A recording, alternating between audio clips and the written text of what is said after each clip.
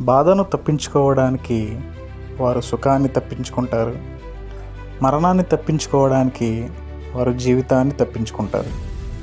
ఓషో ఇలా ఎందుకంటాడంటే, ఈ ప్రపంచంలో 2 రకాల మనుషులు ఉన్నారు. వాళ్ళల్లో మొదటి వాళ్ళు భద్రతకు, సౌకర్యానికి అన్నిటికంటే ఎక్కువ ప్రాధాన్యత ఇచ్చేవారు. వాళ్ళు నిస్సారమైన స్థితిలోనే మిగిలిపోతారు. వాస్తవానికి వారు జీవించి ఉన్న శవాలుగా మారిపోతారు.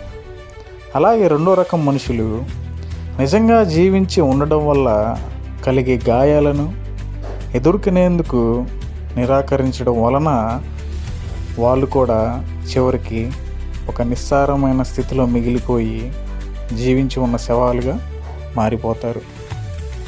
ఓషో ఏమంటాడంటే, నొప్పిని తప్పించుకోవడానికి బదులుగా దానిని గమనించమని ఓషో అంటాడు.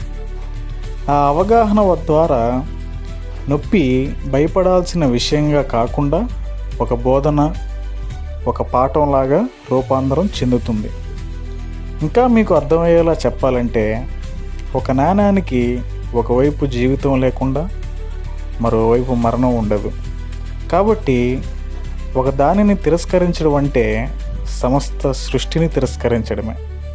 సుఖదుఖాలను ఒకే నాణానికి 2 వైపుల లాంటివని ఓషో వాదిస్తారు.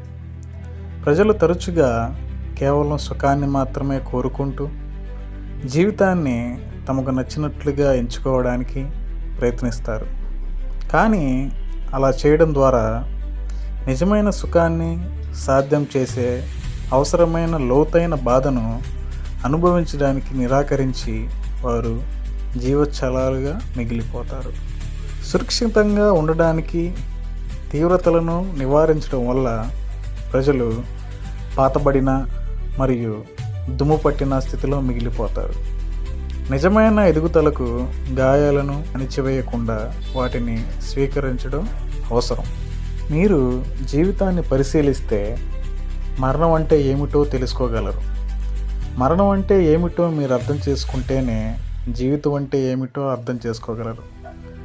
అవి 2 సహజమైనవి. సాధారణంగా భయం వల్ల మనం ఒక విభజనను సృష్టించుకున్నాం.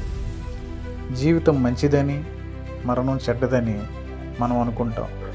జీవితాన్ని కోరుకోవాలని, మరణాన్ని తప్పించుకోవాలని మనం అనుకుంటాం. ఏదో ఒక విధంగా మనం మరణం నుండి మనల్ని మనం కాపాడుకోవాలని అనుకుంటాం.